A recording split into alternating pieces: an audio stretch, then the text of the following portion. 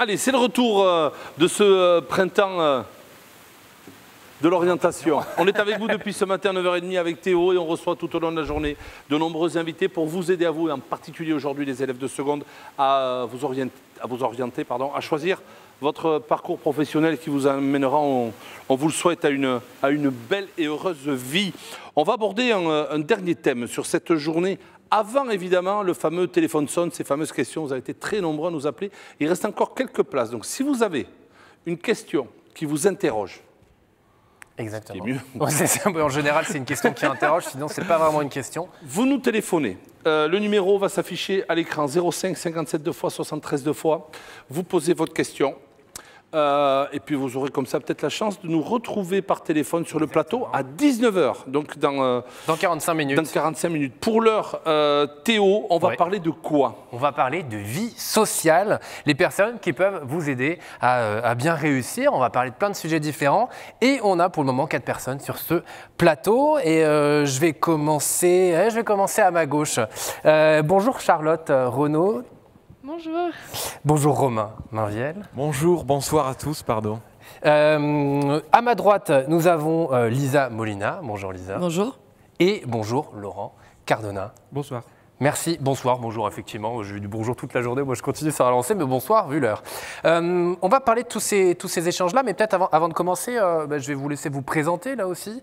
Allez, je vais commencer dans le même ordre. Charlotte, tu es élève en terminale, c'est ça? C'est ça, donc je suis élue au Conseil national à la vie lycéenne. Je représente les élèves de l'Académie de Bordeaux, donc auprès du ministère, avec Romain Mainviel ici présent. Je vais te laisser te présenter du coup.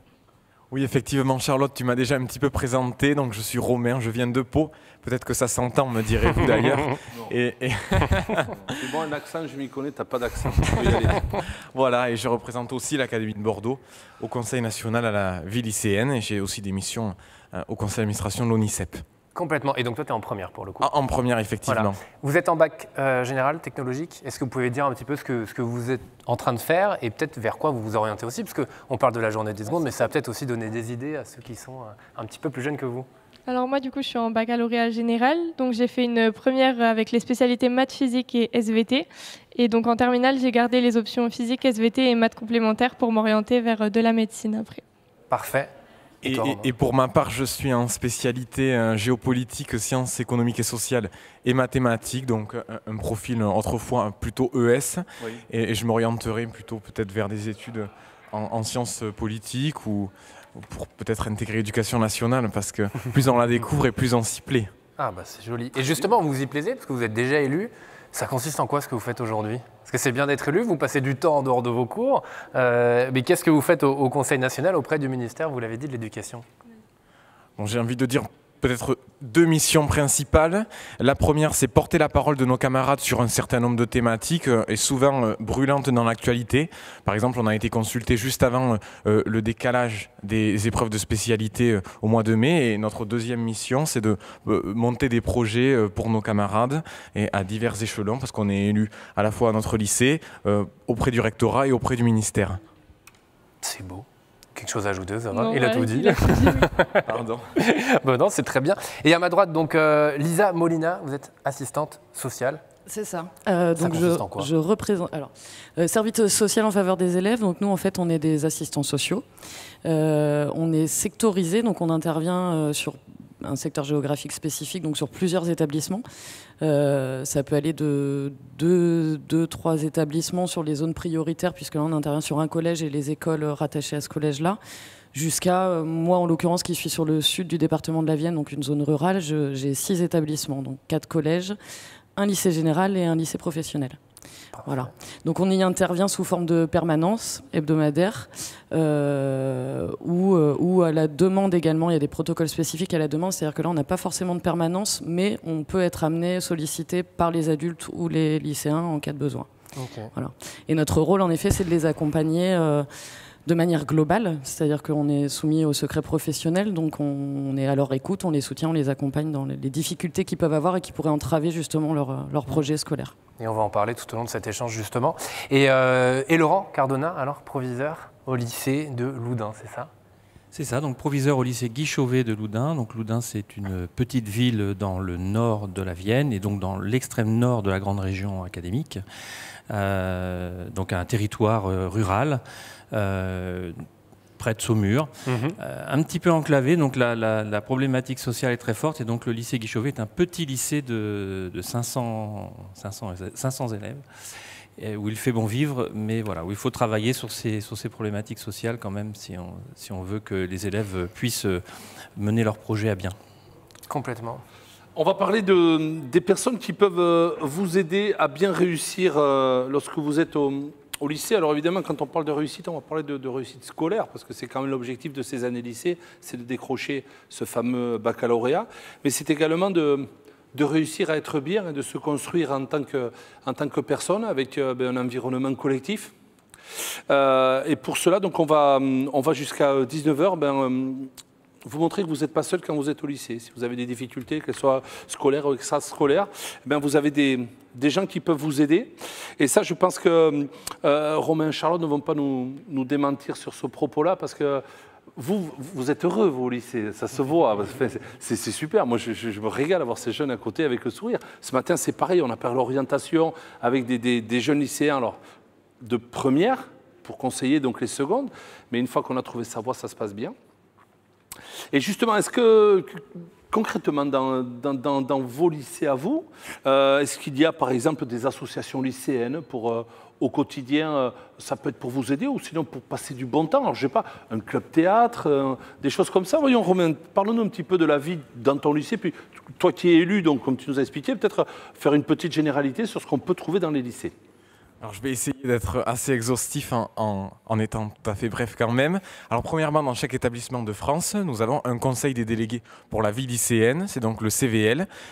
C'est l'échelon, l'instance composée d'une dizaine de lycéens avec aussi des professeurs pour les conseiller qui portera la parole et les projets des lycéens auprès de la direction et auprès du conseil d'administration aussi par la voix de son vice-président.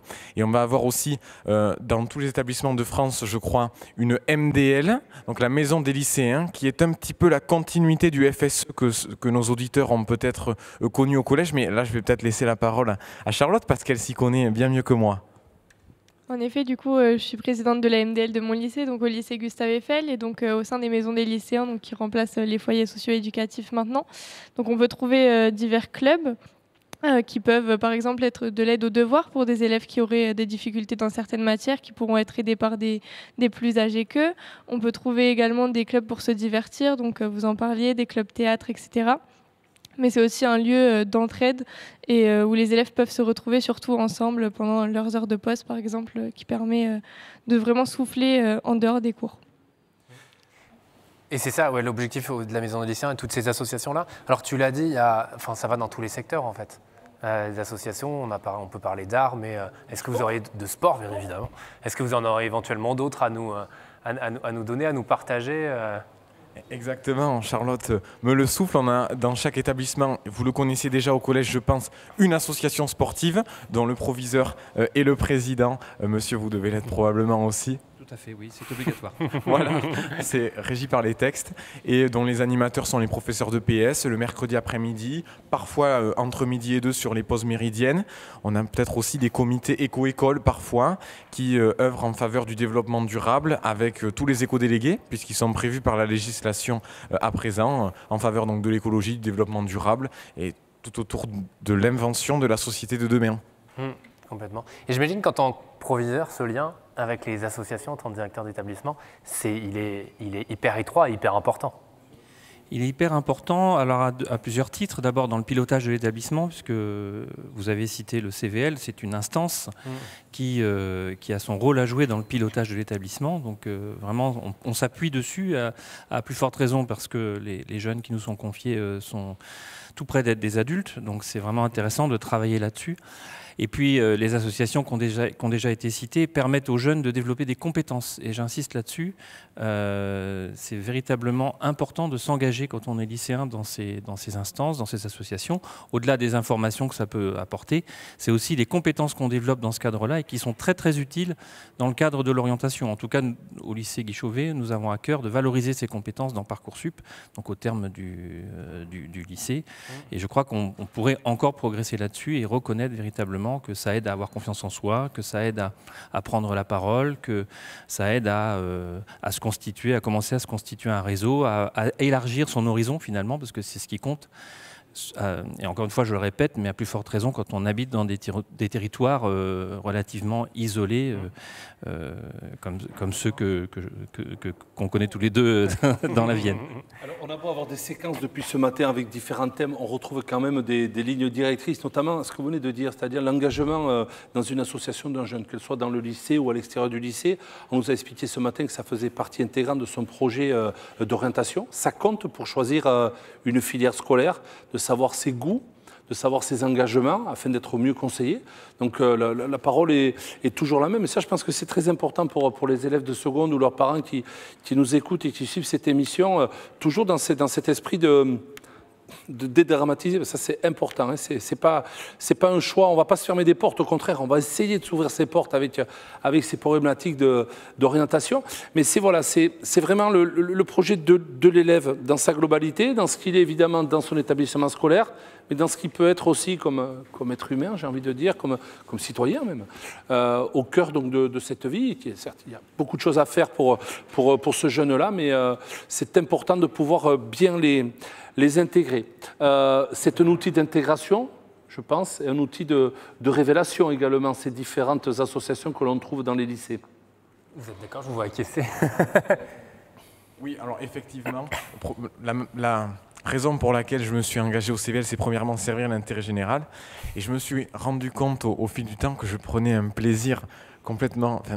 très très important et c'est vraiment un engagement de passion. Et il est vrai que je suis dans un lycée qui est autour des 2000 élèves. Alors je ne connais pas les 2000 élèves, c'est clair et net. Les 2000 élèves se connaissent.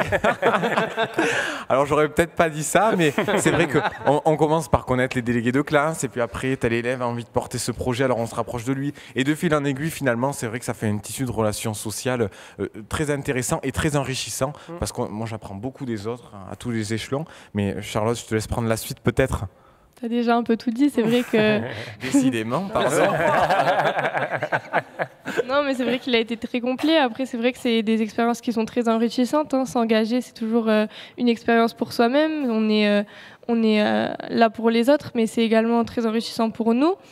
On apprend énormément de choses, on apprend sur nous, on apprend sur les autres. Enfin, c'est vraiment une expérience, en tout cas, que nous, on peut recommander, je pense.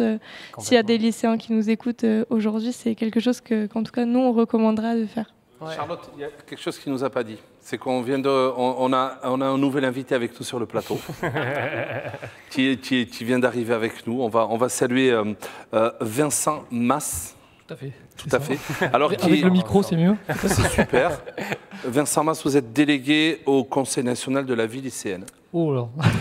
C'est ce qu'ils nous ont dit. Hein. Non, pas tout à fait. Délégué académique. Délégué Académie de Bordeaux. Étape par étape. À la vie lycéenne et collégienne. On a un DNVL qui gère un peu les académies en France et qui s'occupe en fait de tout ce qui est vie lycéenne et engagement lycéen. Alors ça va des élections, évidemment, jusqu'aux engagements sur des projets nationaux, voire académiques portés par Madame la rectrice. Notamment le bien-être, notamment l'engagement, la démocratie scolaire, les projets sur l'égalité homme-femme, les projets sur le harcèlement et le cyberharcèlement, les projets sur la santé mentale, avec les 2 années un peu difficiles qu'on a eues. Et donc, je m'occupe, avec des élèves brillants, comme vous avez pu le voir, d'essayer d'animer l'ensemble des lycées et collèges de l'académie. Voilà, au travers de projets, de porter des projets fédérateurs. Et à quel point c'est important pour vous aussi d'avoir ces échanges aussi proches avec en fait les élèves qui participent aussi à la vie de l'établissement et de manière, alors on l'a dit, académique, nationale aussi. Alors la parole des lycéens, elle est essentielle, hein, surtout pour le climat scolaire dans les établissements. On l'a pu le voir là dernièrement avec avec les aménagements du baccalauréat, par exemple, où le ministre lui-même a conversé avec ces 2 élèves ici, notamment, pour l'Académie de Bordeaux, concernant en fait, les remontées et les aménagements possibles. Donc, en fait, le lien n'est jamais rompu avec le ministère, avec la rectrice aussi qui soutient en fait, l'ensemble des projets qui sont portés. Et c'est essentiel pour, évidemment, au sein des établissements, avec les élèves, pour qu'ils soient dans de meilleures réussites, pour qu'il y ait une meilleure coordination au niveau des équipes pédagogiques aussi, proviseurs, vie scolaire, AED, professeurs, enseignants. Et tout ça, c'est un tout, en fait. Et c'est une machine qui est lourde. Et les éléments essentiels sont les élèves. Ouais. En fait, il faut qu'ils réussissent le mieux possible. C'est ça, qu'on les accompagne au mieux. Et justement, Lisa, l'importance aussi, les associations, j'imagine, et tout ce qu'il y a autour dans la vie des lycéennes et des lycéens, c'est là aussi pour...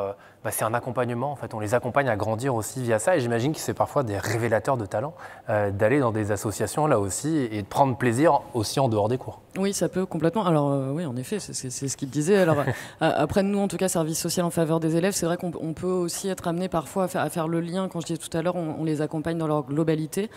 C'est qu'on peut être amené aussi à faire du lien avec des structures extérieures, les amener, les aider aussi à accéder à des droits ou à des aides pour pouvoir justement s'inscrire dans certaines associations sportives ou autres.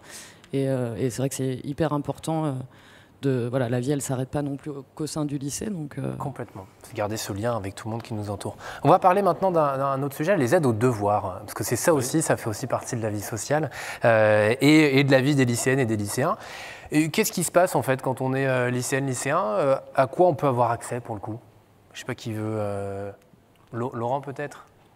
On pourrait parler d'un dispositif qu'on pourrait appeler l'accompagnement pédagogique, je dirais dans la globalité. Donc c'est tout ce que les enseignants, mais au-delà des enseignants, toutes les personnes qui ont un rôle éducatif à jouer au sein de la communauté scolaire peuvent jouer pour accompagner les jeunes dans leur parcours. Donc parfois il y a des heures dédiées, en tout cas dans l'établissement que je dirige, on a des heures dédiées pour cela, où les jeunes sont accompagnés à la fois dans la connaissance de soi, mais aussi dans apprendre à apprendre, apprendre à travailler, s'outiller en méthodologie, et puis aussi commencer à construire à élaborer son parcours à venir, donc pour justement faire les bons choix de spécialité, pour plus tard bien réussir son parcours. Donc voilà, je pense à ce dispositif, l'accompagnement pédagogique, qui peut inclure d'ailleurs de l'aide aux devoirs, mais c'est vrai qu'en lycée, les élèves sont quand même, je dirais, plus autonomes. Voilà. Je vous vois acquiescer tous les deux. Oui, moi, donc je reviens sur ce que j'ai dit tout à l'heure, c'est vrai que déjà l'aide de nos professeurs, il est très important, donc l'accompagnement sur l'aide aux devoirs ou même sur la suite, donc sur nos parcours, etc. Ils ont des conseils, ils nous donnent souvent des conseils pour pouvoir choisir nos bonnes spécialités. C'est vrai qu'après, il y a aussi, en tout cas, moi dans mon lycée, je sais que ça se fait dans beaucoup de lycées, de l'aide entre les élèves, donc des élèves des classes supérieures qui vont donner leur ressenti sur leur spécialité, qui vont présenter un peu leur parcours, ce qui va pouvoir aider des secondes à faire leur choix ou des premières à faire leur choix.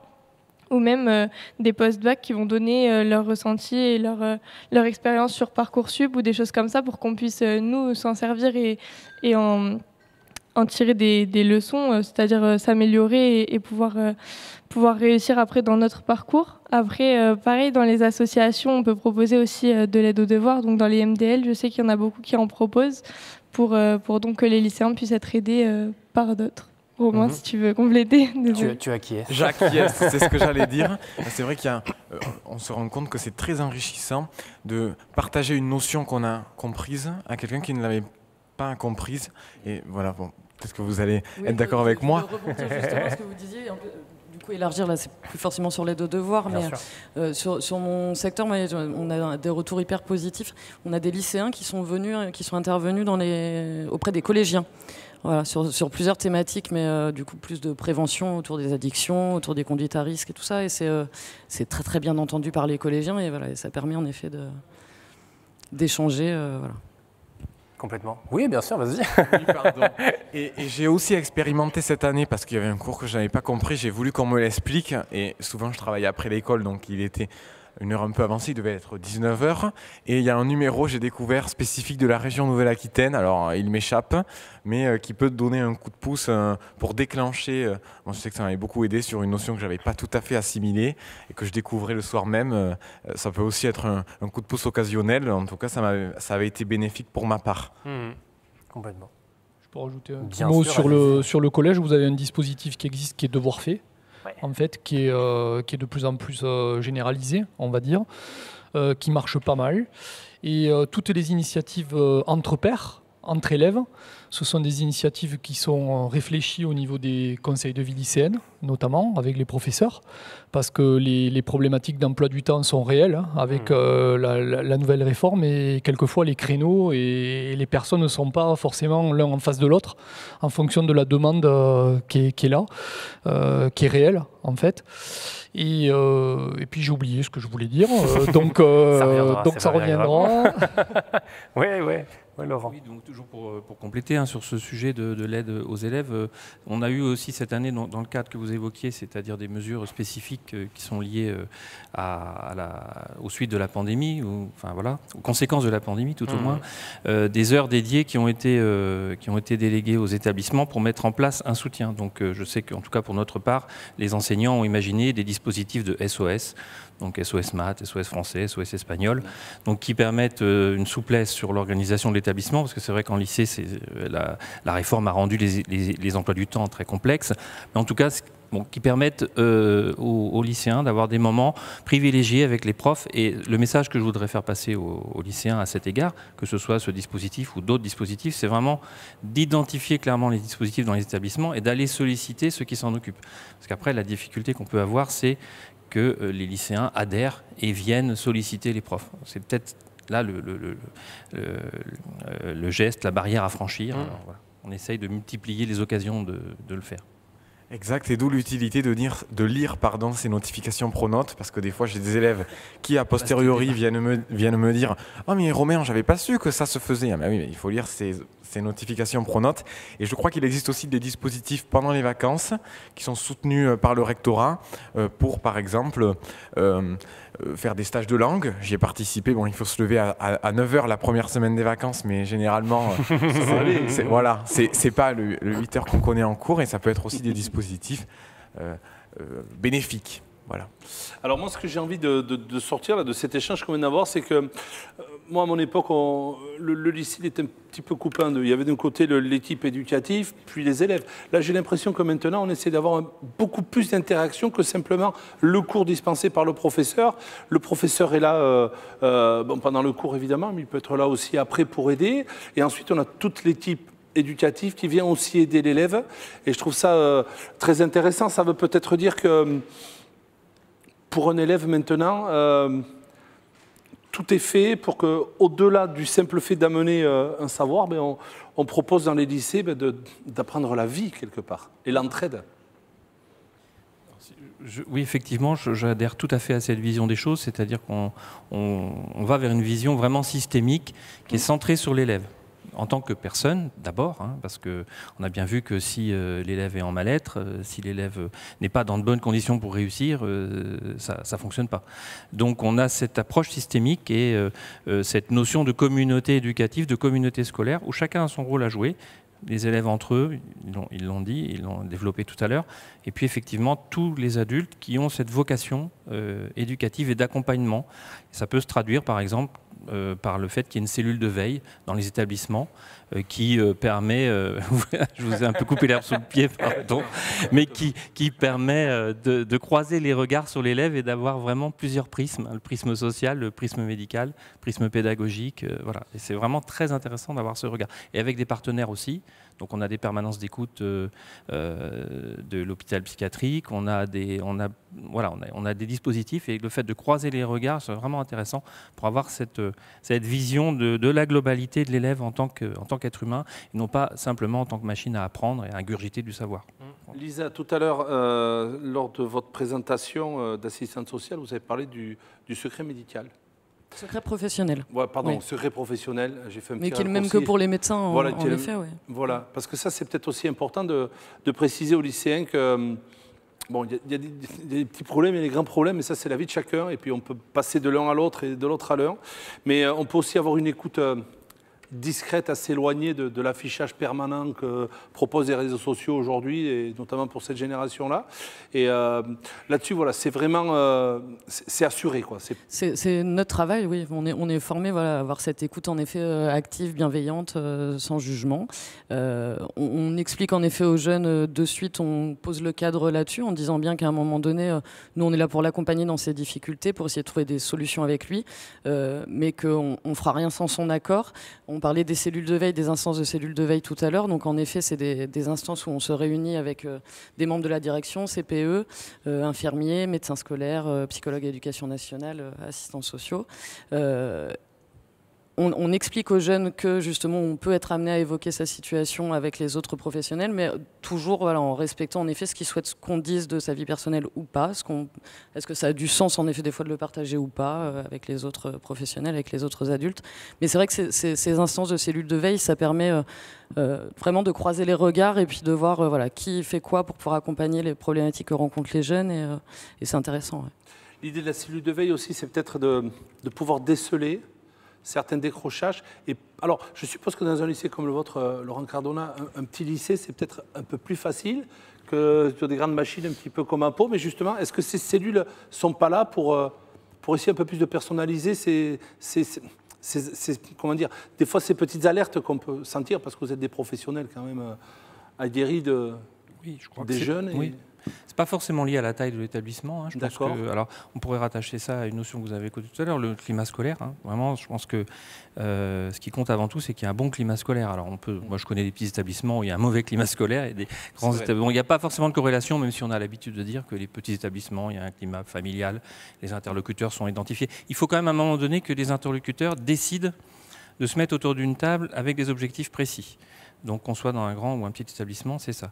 Et qu'on ait une politique commune et qu'on soit tous identifiés par les élèves comme des interlocuteurs de confiance.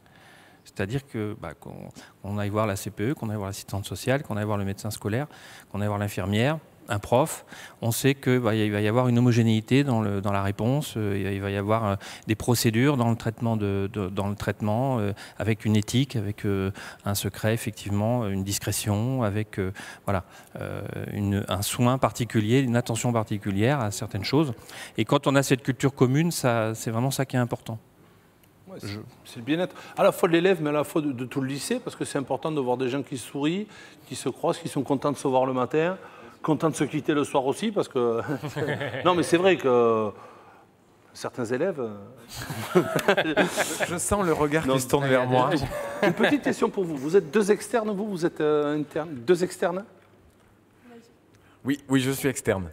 Moi, j'ai fait 1 an d'internat et maintenant, oui, je suis externe. Super. Ça tombe bien parce qu'on va aborder ce thème de l'internat. Alors, l'internat, pourquoi pas? Alors, tiens, imagine un tableau avec une colonne plus et une colonne moins. Allez, dis-moi, qu'est-ce qui t'a plu quand tu étais interne? Après, je pense que chaque internat est un peu différent, mais les valeurs se rejoignent quand même. Déjà, ce qui est bien, c'est que malgré le fait qu'on reste avec les mêmes personnes, c'est-à-dire les personnes du lycée, on se sent quand même dans un cadre un peu extérieur, c'est-à-dire qu'on est dans des chambres, on est quand même avec nos amis, etc. On ne se sent pas forcément que dans le cadre scolaire. Même si un des points positifs aussi, c'est qu'on a vraiment un cadre de travail. C'est-à-dire, après, je pense que ça dépend des internats, mais on a des permanences, on est vraiment bien cadré pour pouvoir prendre un rythme de travail et pouvoir bien s'adapter. Par exemple, en seconde, je sais que le passage de la 3e à la seconde, il est souvent compliqué à franchir pour de nombreux élèves. Et c'est vrai que l'internat, moi, ça m'a beaucoup aidé à franchir ce cap, puisque ça me cadrait. Je pense que Romain, tu peux peut-être parler, toi, ta seconde est plus proche que la mienne, en tout cas. Mais c'est vrai que ça cadre vraiment pour nous aider à travailler. On a aussi les plus grands qui sont là, on n'est pas par niveau. Donc on a des plus grands qui peuvent nous aider et ça c'est vraiment l'un des points positifs que moi j'ai retenu de l'internat, c'est de pouvoir être tous ensemble et surtout avec des niveaux différents, des matières différentes aussi. Donc on a chacun nos points forts et nos points faibles. Et donc c'est ce point-là surtout qui est intéressant, moi je trouve, en internat. Et alors, est-ce que tu as choisi d'aller en internat ? C'est un choix personnel? Oui, moi c'était un choix personnel d'aller en internat puisque je ne suis pas allée dans mon lycée de secteur du coup. Et c'était vraiment un choix, j'avais vraiment envie de partir en internat pour vraiment bien être cadrée, avoir un rythme de travail et pouvoir après comme ça pour les années futures savoir travailler et avoir appris de nouvelles choses, et même pour le côté enrichissant, puisque c'est quand même très enrichissant. Moi, j'ai trouvé d'être en internat, de vivre avec les autres, on apprend le savoir-vivre, on apprend les notions de vie commune aussi. Et donc, alors, l'internat, pour être sûr de bien comprendre, c'est 5 jours. On est toute la semaine, sauf le week-end, au même endroit. C'est ça, du lundi au vendredi, voire du dimanche soir au vendredi pour certains. Ouais. Et donc, on dort la nuit, on mange le matin, le midi, le soir avec les mêmes personnes et on retourne après le week-end chez soi. C'est vrai que c'est un endroit aussi très pratique pour les personnes qui ne veulent pas aller dans leur lycée de secteur et qui hésitent avec un lycée un peu plus loin aussi, qui posséderait peut-être des spécialités différentes. Et c'est vrai que c'est un bon choix, moi je pense, d'aller en internat si on vise un lycée qui est plus loin, puisque comme ça nous donne un rythme de travail, on apprend énormément de notions. Je pense que Romain peut peut-être me compléter, tu as un internat aussi. Oui, alors j'ai un internat dans mon établissement. Bon, je ne suis pas interne, mais ça m'est déjà arrivé de dormir dans des internats pour diverses missions au conseil académique. Et j'ai envie de déconstruire le stéréotype qui dit que l'internat, c'est la pension, parce que ce n'est pas vrai, hein. Il y a beaucoup de moments de vie, comme l'a dit Charlotte. Et justement, il y a des délégués de l'internat, il y a les délégués de la vie lycéenne qui essaient de dynamiser aussi et de construire des moments de partage. C'est par exemple, en fin d'année, quand il y a des coupes du monde sportive, permettre aux élèves qui sont à l'internat d'en voir une partie aussi, leur ouvrir le foyer le soir pour qu'ils puissent vivre de bons moments aussi. Voilà, je pense que ce sont des bons souvenirs au lycée. En tout cas, les internes du lycée Louis Barthou ne sont pas traumatisés de leur expérience. Oui, c'est-à-dire que l'internat, c'est pas une punition, mais ça peut être, comme tu dis, un moyen d'aller sur le chemin de la réussite. Oui, bien sûr. Pour des personnes, par exemple, moi j'avais vraiment peur de passer ce cap de la 3e à la seconde, puisqu'on nous en parle comme quelque chose de difficile, c'est pas le même mode de travail, c'est un rythme beaucoup plus soutenu. Et c'est vrai que ça aide vraiment, puisqu'on voit des personnes autour de nous qui sont là, qui travaillent, on voit aussi des personnes de notre établissement, donc ça nous force aussi un peu à se mettre au travail et on est très très encadré, c'est-à-dire que c'est là que l'équipe pédagogique aussi est très importante, puisqu'on vit donc avec des CPE, on sait qu'on a l'encadrement autour de nous, on n'est pas seul, et si vraiment on a un problème, on sait qu'on est bien encadré et qu'on a des personnes vers qui on peut se tourner, quel que soit notre problème d'ailleurs. D'accord, c'est très intéressant parce que cette notion d'internat, c'est vraiment donc ce moyen aussi peut-être de partir un peu de chez soi parfois, d'aller chercher une nouvelle ambition. Pas forcément à côté de chez soi. Alors, et puis je vais vous dire très franchement aussi, à moindre coût, et puis ce sont des enfants mineurs, donc on ne peut pas, à 16 ans, on ne peut pas leur louer un appartement, tout bêtement, pour traverser la région, pour aller à l'autre bout de la France, pourquoi pas. Si on a un rêve à suivre, on doit pouvoir s'en donner les moyens. Et donc cet internat, c'est un moyen. Complètement. En fait, c'est quand même un dispositif d'accompagnement au départ, hein, sans les contraintes géographiques. Mais après, on peut se poser la question sur Bordeaux, comme c'est très cher, en fait, intégrer un internat, c'est pas si facile que ça, surtout en fonction des spécialités et des parcours qu'on veut choisir. Ouais. Les internats sont un peu différents. Aussi, il y a beaucoup d'internats où on accueille aussi des élèves avec des problématiques familiales, où ils ne sont pas dans les conditions de réussite à la maison. Oui. En fait. Et donc ça fait une mixité qui est assez intéressante quand même, parce qu'il y a le vivre ensemble, évidemment, il y a des règles spécifiques, il y a un délégué internat, il y a des manifestations spécifiques, parce qu'il faut qu'ils aient une vie aussi, hein. Alors il y a des internats 4 jours, DP4, lundi, mardi, jeudi, vendredi, des DP5, lundi, mardi, mercredi, jeudi, vendredi, et DP6, jusqu'à samedi pour certains.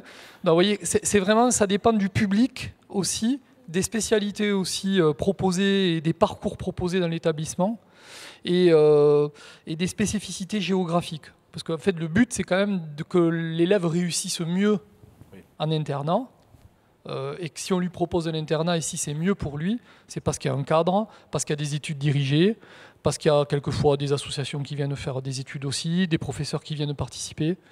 Après, c'est une vie commune. Oui. Voilà, où ils sont au lycée 24 heures, on va dire. C'est à la fois agréable et puis quelquefois ça peut être un petit peu lourd pour certains élèves au niveau familial. Bien sûr. Voilà. Bien sûr. Mais c'est un élément d'accompagnement et de réussite pour moi, l'internat. Ouais. C'est pas la punition. Effectivement, ouais. On le répète. Et tu acquiesces, Romain. Et on peut parler aussi, peut-être, on a parlé d'aide aux devoirs, on a parlé d'associations, peut-être des aides financières aussi. Comment c'est possible, parce que ça participe aussi à la vie sociale. Et c'est aussi important d'en parler, parce qu'on ne part pas tous forcément, tout le temps, au même niveau. Je vous vois acquiescer. Est-ce qu'éventuellement tu veux partager, Romain ? Je pense qu'il existe un fonds social dans chaque établissement qui est doté par les services de l'État et qui peut aider les élèves. Je l'ai encore vu cette année, j'ai orienté un élève vers ce fonds social. Eh bien, les frais d'internat d'un trimestre ont pu être pris en charge pour qu'il puisse continuer sa scolarité. Ma classe de latin part en Grèce. Il a pu bénéficier d'un financement pour aller avec la classe en Grèce parce qu'il a 6 jours d'internat et qu'il est là le samedi matin. Donc non, je crois que le fonds social peut vraiment aider. Ce fut le cas autrefois avec les manuels aussi, mais je pense que les services de l'éducation sauront mieux répondre que moi. Juste pour compléter, mais vous avez dit l'essentiel, il y a aussi un fonds social régional. Donc c'est deux, il y a à la fois la région et l'État donc, qui contribuent à accompagner l'élève. Donc la région, de surcroît, paye les manuels aujourd'hui scolaires. Le fonds social, on aide effectivement, vous l'avez dit, hein, aide au voyage, aide à la scolarité, et plus largement, on peut aider à l'équipement des élèves. En lycée professionnel, ça peut être l'équipement professionnel, parce que parfois c'est très cher selon les familles de métiers, mais aussi, nous, ça nous est arrivé, par exemple, d'aider à acheter un terminal numérique, par exemple, puisque c'est un des grands enjeux aujourd'hui, c'est l'accès au numérique, donc a fortiori quand on est en mode hybride ou en confinement. Donc, voilà, on a mobilisé le fonds social pour pouvoir permettre aux élèves d'acquérir, aux familles plutôt, d'acquérir des terminaux numériques, donc c'est très très large. Donc même chose, il ne faut pas hésiter. Alors, quand les élèves ont la chance d'avoir des délégués qui les dirigent vers le fonds social, c'est une très bonne chose. Mais voilà, ne pas hésiter à aller solliciter le service de gestion de l'établissement, la direction, le secrétariat, pour retirer un dossier. Les fonds sont là, les fonds sont importants et ils peuvent vraiment être mobilisés au service des élèves. Et sans condition de ressources. C'est-à-dire que du coup, en effet, on étudie en commission au sein de l'établissement les demandes, les dossiers qui sont anonymés. Et il n'y a pas de condition de ressources. Voilà, c'est en fonction des demandes et du montant qu'a l'établissement.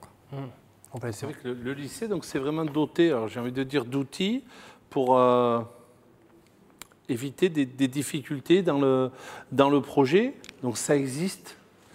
Et il ne faut surtout pas que les lycéens s'enferment et se sentent esselés, même sur les difficultés. Et ça, je trouve que c'est très, très, très important pour le bien-être, parce que si on n'est pas heureux, on ne peut pas bien apprendre, on est bien d'accord. Et c'est important d'avoir cette notion du bien-être qui soit vraiment présente, au-delà évidemment qu'il faut avoir des bons résultats et qu'il faut bien se comporter, et ça c'est normal. Mais c'est aussi important d'être heureux de se lever le matin pour aller rejoindre son lycée et y passer un bon moment de vie et s'y faire des souvenirs pour la vie, parce que c'est important. Ça passe super vite le lycée, c'est que 3 ans. Plus pour certains. Mais sinon, c'est 3 ans. Bon, alors les amis, il nous reste 5 grosses minutes à passer ensemble. On va faire un tour de table. Comme on est nombreux, on va commencer par Lisa. Je souhaiterais une petite synthèse. C'est pas facile, mais moi j'aimerais savoir voilà, ce qu'il faut vraiment retenir. Si par exemple un lycéen est en train de nous suivre et dit ouais, c'est peut-être un peu lourd, il y a 3/4 d'heure, sur quel point vous aimeriez insister sur votre fonction dans le lycée ? Vraiment, c'est ce que je vais me répéter un petit peu, hein, mais c'est vrai qu'on parlait tout à l'heure du contexte, moi en tout cas sur mon secteur, mais je crois que c'est assez général, hein, on a quand même une hausse des jeunes qui sont dans un mal-être. C'est assez grandissant depuis le début du Covid, hein, depuis le premier confinement. Et donc en effet on est mobilisable et là présent pour les recevoir. Alors parfois même à la demande de ce que tu disais tout à l'heure, hein, là tu parlais du fonds social où tu avais orienté un camarade vers le fonds social, mais on a aussi parfois des jeunes qui viennent nous voir parce qu'ils sont inquiets par rapport à leurs amis, donc on peut aussi intervenir par ce biais-là et voilà, mais je vois vraiment qu'ils entendent qu'en effet on est là et dans la discrétion et pour les aider, voilà. Dernière petite question. Après, j'arrête d'embêter Lisa. Je regarde l'émission et j'ai peut-être cette fibre-là pour aller aider les autres. C'est quoi le parcours ? Quelles sont les études à partir de la seconde pour être assistante sociale dans un lycée ? Alors, travailleur social, parce que moi je suis assistante sociale, mais du coup je suis passée par l'Institut régional des travailleurs sociaux, donc, où on est formé à tous les métiers du social. Moi c'est un niveau bac. Et puis ensuite 3 ans d'études en IRTS. Donc là maintenant c'est via Parcoursup. Alors je suis plus trop à la page là de tout ça. Mais, parce qu'à l'époque c'était un concours, donc maintenant c'est via Parcoursup. C'est plus tout à fait la même forme du concours, mais voilà, c'est 3 ans d'études après le bac. D'accord. Et j'ai aussi parfois des lycéens qui viennent me voir parce qu'ils sont intéressés par le social et qui du coup me demandent un peu mon témoignage et voilà sur le métier. Et donc c'est aussi intéressant. Génial. Bon, on va continuer le tour de table. Mais oui. Vincent, qu'est-ce Pour que... DAVL, j'ai pas fait grand-chose. Hein. non, j'ai passé par prof, puis après personnel de direction, chargé de mission. Voilà, bon, on arrive à avoir une petite vision un peu académique. Hein. Non, pour revenir à votre question de départ, je pense que ce qu'il faudrait peut-être dire comme message, c'est la bienveillance en fait au sein des établissements qui est présente, le professionnalisme aussi, malgré des temps un peu difficiles de tension. En fait, je pense que toute la communauté éducative est là pour la réussite des enfants, en fait, quel que soit son parcours, hein, d'ailleurs, hein, pas forcément des parcours qu'on pourrait penser directement élitistes, hein, mais des parcours dans le lycée professionnel, des parcours des fois en réorientation, mais qu'ils soient bien pour réussir ses études et réussir son après. Comme vous avez dit très bien, ce n'est qu'un passage, hein, son après-lycée, son après de vie étudiant. Hein. Donc bienveillance, professionnalisme et puis écoute, hein, parce qu'on est à l'écoute des élèves pour n'importe quelle demande, en fait. Voilà, merci. Merci beaucoup. Laurent. Ah, Lisa. Non, je voulais juste préciser du coup une sûr. chose que je n'ai pas dit quand même, mais qui est importante. Assistants sociaux, on est là pour les jeunes, mais on est aussi là pour les parents. On fait beaucoup de soutien à la parentalité. D'accord. Et outre les permanences qu'on fait au sein des établissements, on peut aussi parfois être amené à faire des visites à domicile. On peut se déplacer à domicile également. Ok, Voilà, effectivement, important de le rappeler. Complètement, parce qu'il y a sûrement aussi des parents qui nous regardent et qui nous écoutent. Laurent Cardona, quelque chose aussi, voilà, pour clôturer cet échange.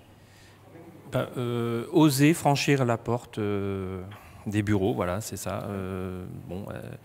C'est vraiment le message. Ayez confiance. Maintenant, vous êtes informés de tous les dispositifs, on en a parlé. Vous savez qu'il y a des fonds pour vous aider, il y a des dispositifs. Donc, osez franchir la porte, aller faire état d'une difficulté, trouver le bon interlocuteur, faire une alliance avec quelqu'un dans l'établissement et puis voilà, démarrer. Ça permet parfois de résoudre un certain nombre de problèmes et de réussir sa scolarité. Et le parcours pour être proviseur de lycée, oui. Ah, pour être proviseur. Il faut d'abord être prof en général, la plupart du temps, même si tous les personnes de direction ne sont pas issues du corps enseignant, mais la plupart le sont. Et puis ensuite, on passe un concours. D'accord. Et puis si on le réussit, on commence une carrière de personnel de direction. Et puis parfois, on peut avoir des fonctions au rectorat. Proviseur, petit aparté entre nous. Entre nous. J'ai jamais eu besoin moi, de pousser la porte du bureau du proviseur. Jamais, c'est le CPE moi, qui m'y a amené directement, mais j'y allais, j'allais au bureau. J'ai passé quelques demi-journées avec le proviseur d'ailleurs. Je suis sûr que vous avez fini par bien vous entendre avec lui. Très bien. Je veux vraiment pas donner un mauvais exemple, mais j'en ai de très très bons souvenirs effectivement. Oui, vas-y Charlotte. Du coup, je vais me répéter un petit peu, ce qu'ils ont dit, c'était un peu la synthèse. Mais vraiment, se rendre compte qu'on est vraiment bien accompagné. Même, on peut aller voir toute l'équipe éducative, nos professeurs. On a vraiment énormément de personnes qui sont là pour nous. Et même se tourner vers nos délégués, vers le CVL, eux, ils sauront nous orienter. Donc vraiment, retenir cette notion d'encadrement, puisqu'on n'est pas tout seul. Et quel que soit le problème qu'on peut avoir, on aura toujours des personnes qui seront là donc, pour nous aider et nous diriger vers les bonnes personnes. J'allais le dire, qu'on peut se tourner vers les élus lycéens qui sont disponibles. Alors la plupart des CVL ont des pages Instagram. En général, on arrive assez facilement à en identifier les élus, donc on peut aller les voir sans souci. Et un message aux futurs lycéens qui n'hésitent pas à s'engager. Alors ça demande du temps. Et c'est bien quand on est engagé de donner de son temps pour que les tâches soient réparties. Mais si vraiment ça vous intéresse, n'hésitez pas. Les prochaines élections seront au début octobre, je pense. Vous pouvez rejoindre l'équipe et porter la parole de vos camarades et vos projets. Complètement. Et on l'a dit, et on va le redire aussi, effectivement, s'investir, c'est aussi apprendre, c'est commencer parfois à manager aussi, commencer à avoir de la gestion de projet, parfois aussi de la gestion de budget. L'associatif est aussi un premier pas dans des projets. En tout cas, moi, c'était mon cas, c'est pour ça que j'en parle aussi. C'est pouvoir se lancer aussi, en plus de ce qu'on peut faire en cours, apprendre énormément de choses et participer à la vie sociale de l'établissement, mais parfois au-delà. Merci beaucoup, merci à tous les 5. Merci à vous. Merci pour vos témoignages, mais je crois que certains vont rester. Et dans quelques instants, on va répondre à une quinzaine de questions qui ont été posées tout au long de la journée pour le téléphone sonne. Alors, information très importante. Si vous souhaitez poser une question, appelez-nous maintenant. Après, il sera trop tard pour ce soir parce qu'on a des bonnes nouvelles. On a beaucoup de questions qui sont arrivées au standard. On a ouvert le standard ce matin. On a été bon là parce qu'on s'est dit sinon, voilà, si on arrive à être intéressant, on va être écouté, on va être regardé. Si on est regardé, il y aura des questions. Et c'est ce qui se passe parce qu'on a vraiment des intervenants de qualité avec qui on passe vraiment une très très belle journée. Et je tenais vraiment à vous remercier. Le numéro de téléphone, je l'ai vu sur l'écran, il va revenir. 05 57 2 fois 73. 2 fois, vous nous téléphonez tout de suite avec une question. Si la question a déjà été posée, bon, vous ne serez pas avec nous. Si vous avez peur de nous parler, parce que vous savez que tu es assez impressionnant. Il paraît que je fais peur. Hein. On nous donne la question par écrit, puis on va la poser pour vous. Et puis si vous avez envie de tenter l'expérience d'être en direct sur un plateau de Web TV, n'hésitez pas à nous téléphoner, puis on se fera un plaisir de vous accueillir par le téléphone. On va remercier Romain et Charlotte. Merci beaucoup. Merci à vous. Merci à vous. Romain qui va repartir dans son Béarn. Et c'est un Basque qui me dit ça, c'est pour ça. C'est dans la patrie d'Henri IV. C'est ça, exactement. Ça. Mes amitiés au château de Pau. Et très bien, le lycée n'est pas très loin, vous savez. C'est vrai, il est dans le cœur historique de Pau, c'est un bel établissement. Merci beaucoup Charlotte. Aussi, Merci à vous. Charlotte, la régionale de l'étape, toi tu es ici. Oui, toi, moi je reste sur Bordeaux, je bouge pas. Très bien, merci beaucoup. On vous souhaite un bon retour, puis on vous souhaite surtout le meilleur pour votre avenir qui commence. Ça, Complètement. Merci. Complètement. Merci. Eh bien, je crois, est-ce qu'on enchaîne directement? Mais oui, si. Alors, alors Laurent va rester avec nous. Laurent Exactement. va rester avec nous. Lisa va rester avec nous. Va nous quitter donc Vincent, qu'on va remercier. Merci. Merci beaucoup. Exactement. Vincent, on va vous libérer. Donc, sans vous avoir remercié d'être intervenu. Merci beaucoup. Merci pour votre partage. Okay. On va faire, nous, une petite coupure de 5 minutes pour vous laisser le temps de quitter le plateau le plus discrètement possible et surtout sans vous faire mal. Et surtout d'accueillir les autres personnes qui vont nous rejoindre. On va accueillir d'autres intervenants pour ce fameux téléphone sonne, c'est le premier. Exactement. Ce soir. Demain, on revient d'un matin. Après-demain, on revient. Alors aujourd'hui, la thématique, vous l'avez derrière nous, c'était la seconde et après. Et après, ce sera demain pour les premières. Ouais. Et mercredi, on aura une journée un petit peu plus globale. On essaiera de faire à nouveau de la synthèse. Exactement. On vous rappelle toujours l'objectif de ce printemps d'orientation, c'est vraiment de vous faire comprendre qu'il y a beaucoup de choses à faire, qu'il y a beaucoup d'informations qui sont là pour vous et surtout pour vous aider et qu'il n'y a rien de grave à cocher des cases et à se choisir un avenir. Tout peut changer à tout moment parce que les passerelles existent et c'est très important. Rendez-vous dans 5 minutes avec le téléphone sonne. Merci beaucoup, messieurs, dames. Merci à vous tous.